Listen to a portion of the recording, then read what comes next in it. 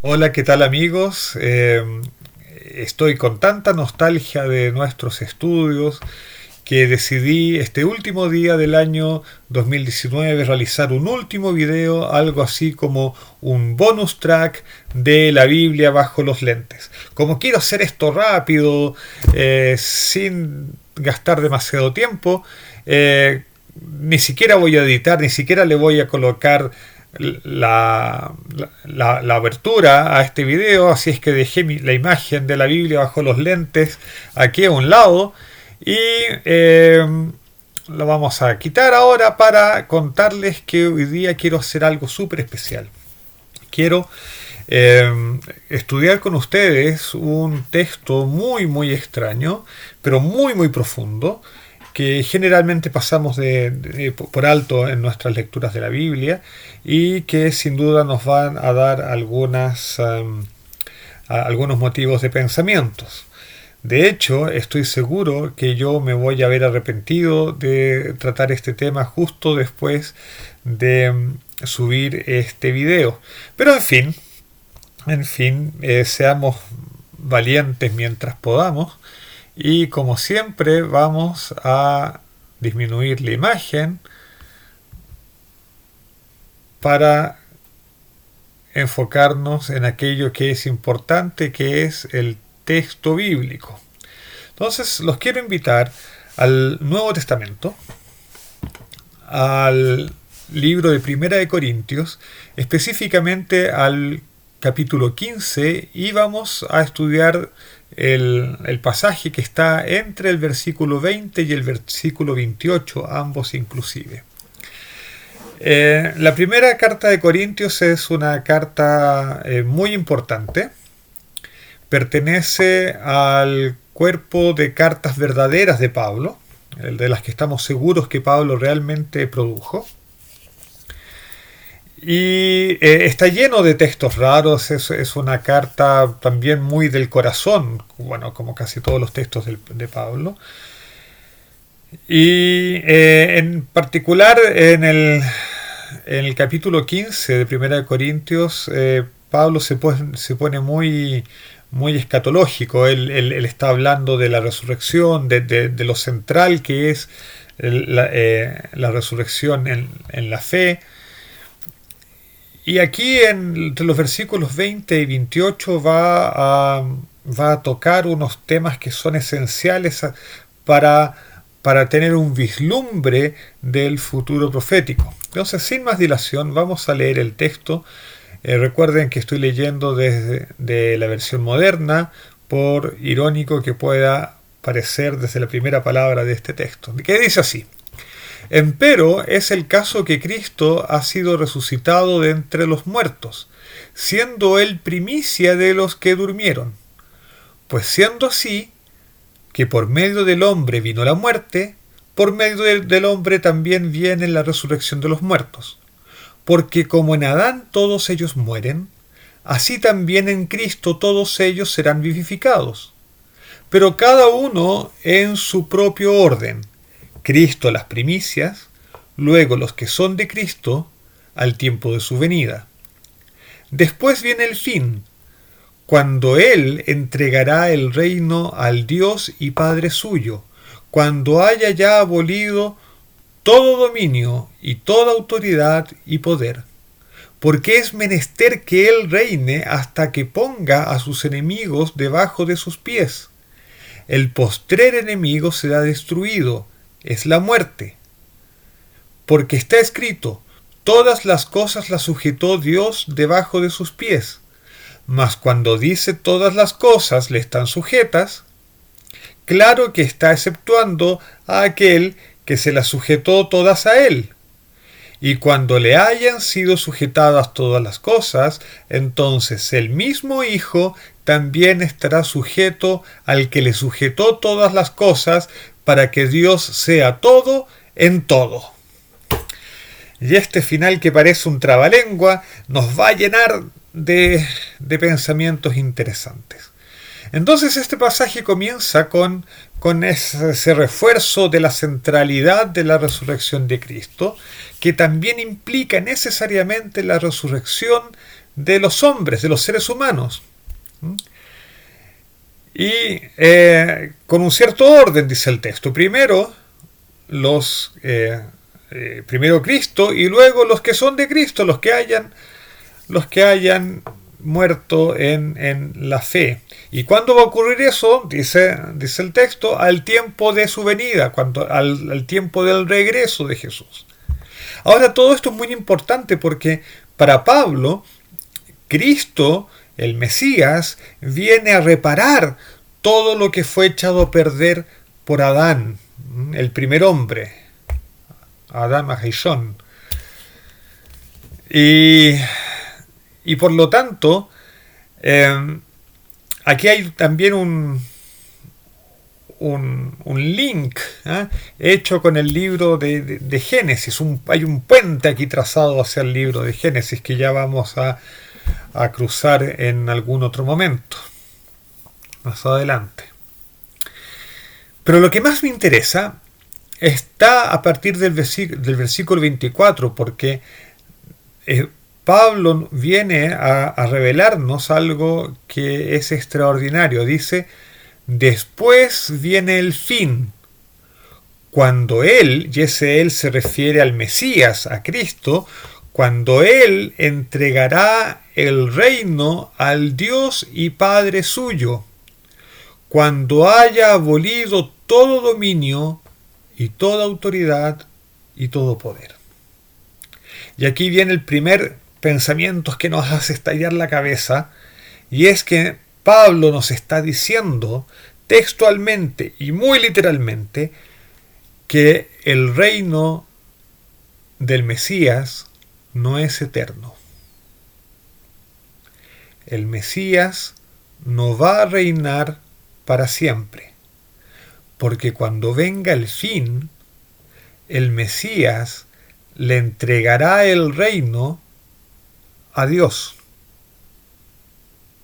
Y Dios, el Padre, va a asumir la soberanía completa del universo.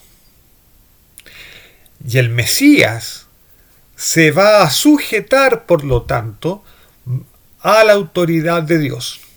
Va a estar sujeto a la autoridad de Dios. Y eso es increíble. De hecho, ese es el tema que va a desarrollar más adelante. Un poco menos increíble, pero es algo que debemos pensar y tenemos que internalizar, es que el versículo 24 también implica que no solamente, es decir, si el dominio del Mesías llega a su fin, con mayor razón todos los dominios inferiores, todos los dominios del ser humano, toda autoridad humana, todo poder humano llega a su fin. Por lo tanto, nosotros deberíamos siempre tener en mente que cualquier posición de autoridad que vengamos a tener, cualquier posición de dominio, cualquier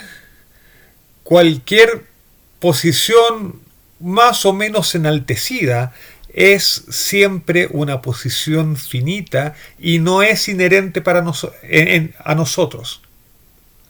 Es algo circunstancial, es algo que Dios ha permitido que tengamos y por lo tanto es algo sobre lo que nosotros vamos a tener que dar cuenta también. Cómo administramos eso. Pero sobre todo es algo finito. Porque de hecho la única autoridad que no es finita, porque de hecho Él es el único infinito, el único eterno, es la autoridad de Dios. La autoridad y la soberanía de Dios es la única eterna y la única que es infinita. Incluso la autoridad del Mesías llega a su fin de acuerdo con Pablo de Tarso. Y el versículo 25, en el versículo 25 comienza Pablo a profundizar esta idea de la finitud del reinado del Mesías. Dice, porque es menester que el Mesías, reine hasta que ponga a sus enemigos debajo de sus pies. Y aquí está citando el Salmo 110. vamos a hacer un desvío al Salmo 110, versículo 1, donde dice, Salmo de David, Jehová dijo a mi Señor, siéntate a mi diestra hasta tanto que ponga a tus enemigos por escabel de tus pies. Por lo tanto, el mismo versículo que anuncia el reinado del Mesías, el Salmo 110, versículo 1, también anuncia el fin de ese reinado en la visión de Pablo, porque Pablo dice que es menester que el Mesías reine hasta que ponga sus enemigos debajo de sus pies. Es decir, cuando se hayan colocado los enemigos del Mesías debajo de sus pies, también debe terminar el reino del Mesías para que el Mesías, entregue toda la autoridad de vuelta a Dios.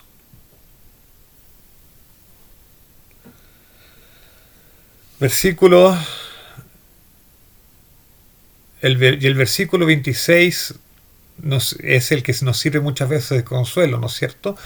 El postrer enemigo, el último enemigo que será destruido es la muerte. La muerte también será destruida. Porque de hecho la muerte es en sí mismo finita. La muerte, por definición, no tiene vida. Si no tiene vida, no puede existir para siempre. Versículo 27. Porque está escrito, todas las cosas las sujetó Dios debajo de sus pies, debajo de los pies del Mesías en este contexto. Mas cuando dice todas las cosas le están sujetas, claro que está exceptuado aquel que se las sujetó todas a él.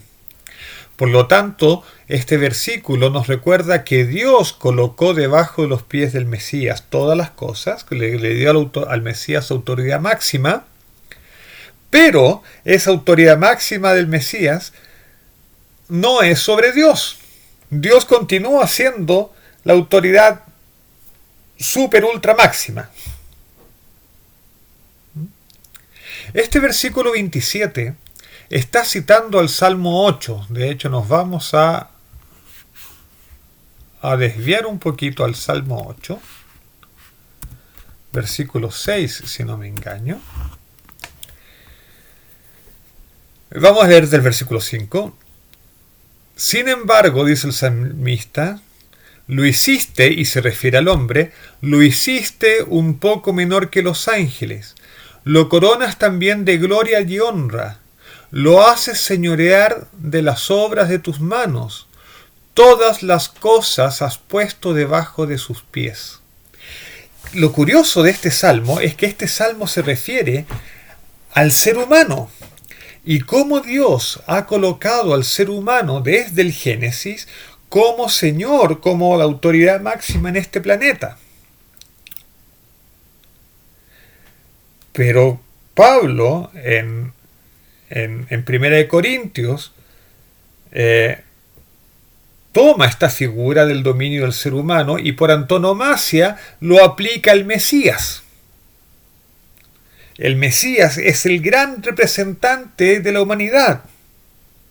De hecho, es el humano que ha salido victorioso delante de Dios y por lo tanto es nuestro representante delante de Dios. Por lo tanto, el dominio del ser humano sobre la creación, sobre las cosas que Dios hizo, es por sobre todo el dominio y la autoridad del Mesías. Volvamos a 1 Corintios.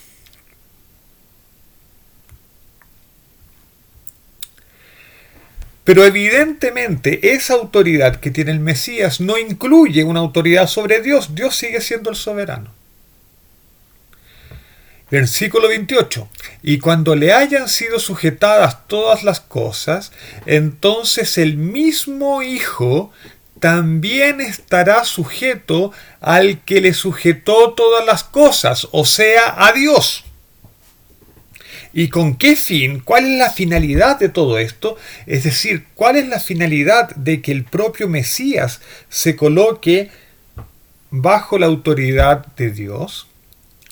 Es que Dios sea todo en todo. Es decir, la finalidad última es que todas las cosas estén unificadas en Dios. Y esto nos recuerda a otro versículo extrañísimo que está en el profeta Zacarías, y vamos a ir a Zacarías, capítulo 14, versículo 9. Los capítulos finales de Zacarías son muy también escatológicos. De hecho, el libro entero del profeta Zacarías tiene connotaciones escatológicas muy importantes. Y en el versículo 9 dice algo extrañísimo el profeta. Zacarías dice: y Jehová será rey sobre toda la tierra. Ese es exactamente el tema del que estamos tratando. Dice entonces: y Jehová será rey sobre toda la tierra. En aquel día Jehová será uno solo, y su nombre uno solo. Pero espera, ¿qué quiere decir eso?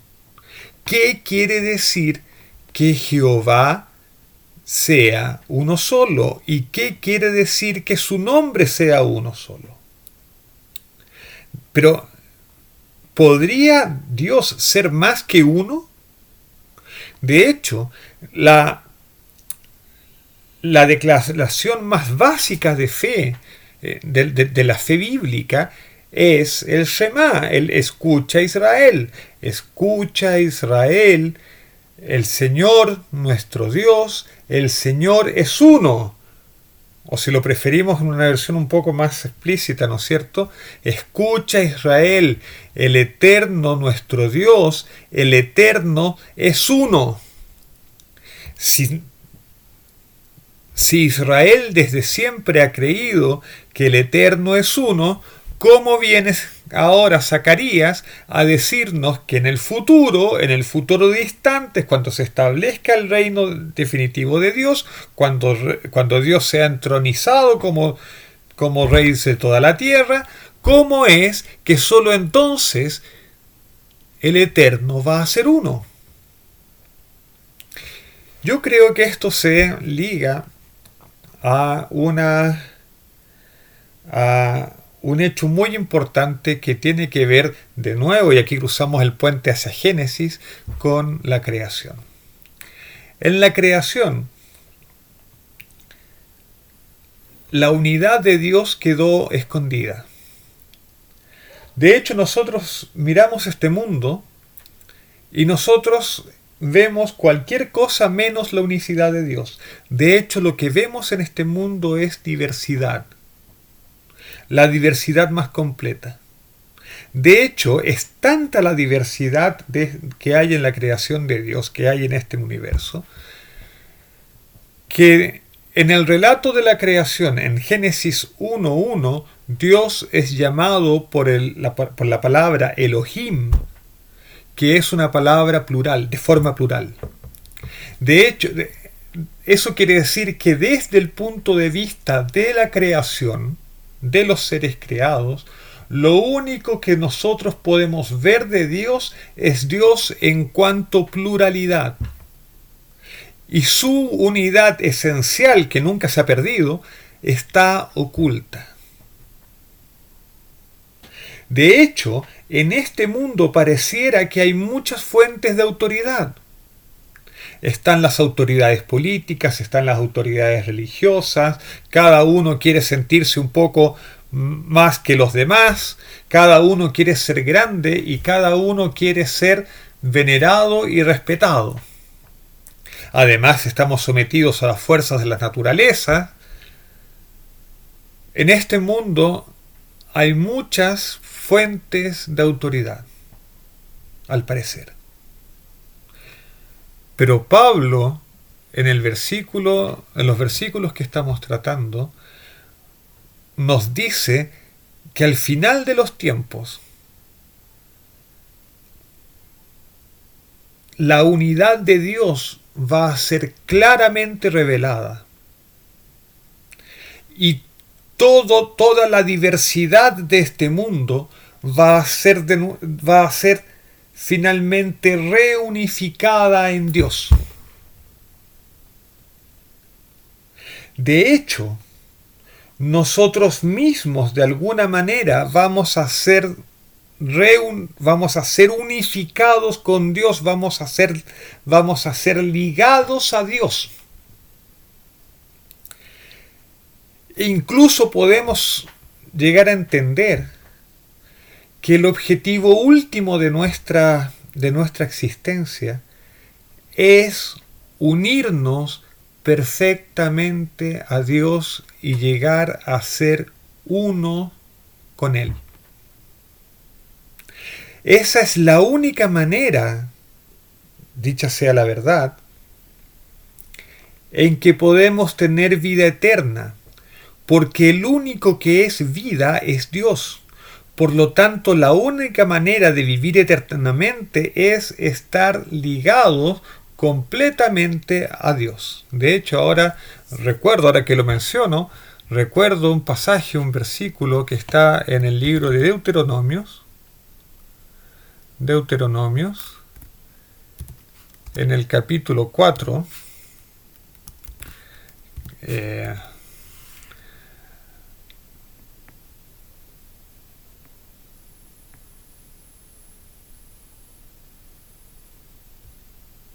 y vamos a leer los versículos 3 y 4. Aquí Moisés está recordando lo sucedido en Baal Peor, la tragedia que sucedió en Baal Peor. Y dice así: vuestros mismos ojos han visto lo que hizo Jehová con motivo de Baal Peor, pues que a todos los hombres que siguieron a Baal Peor los ha destruido Jehová vuestro Dios de en medio de vosotros.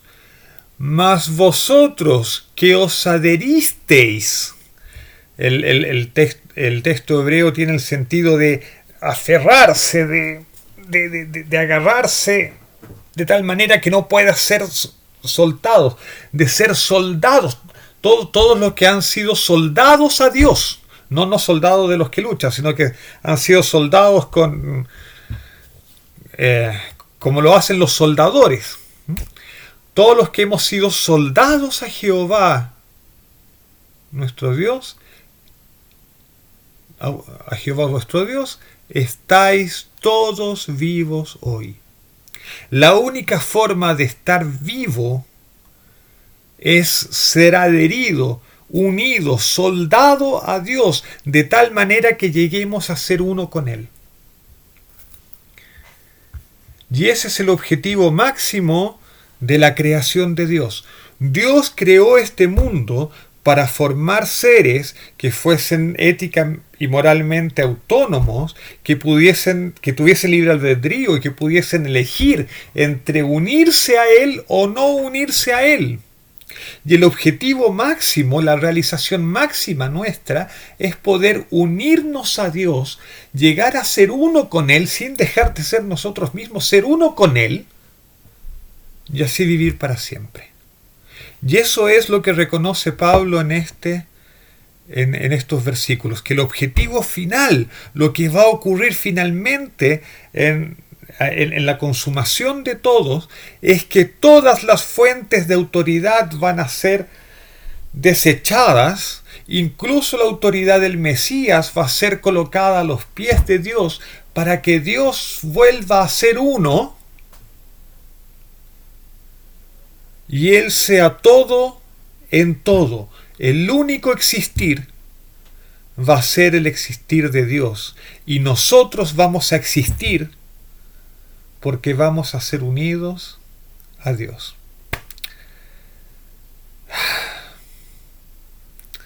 Ese es el deseo de Dios para todos sus hijos, para toda su creación, que podernos dar el regalo de la existencia plena, de la existencia completa y eterna, unidos a través de Él. El regalo de Dios es Él mismo. Dios es el regalo.